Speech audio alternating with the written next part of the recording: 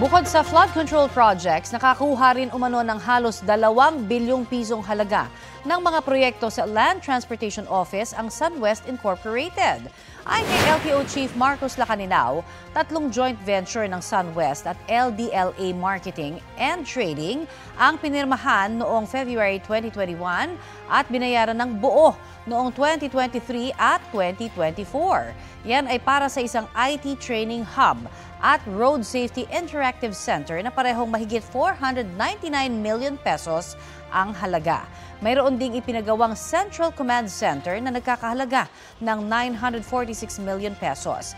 Bagaman natapos ang mga proyekto, sinabi ni Lacanilao na pinunayan ng Commission on Audit dahil underutilized o hindi nagagamit ng husto ang mga pasilidad.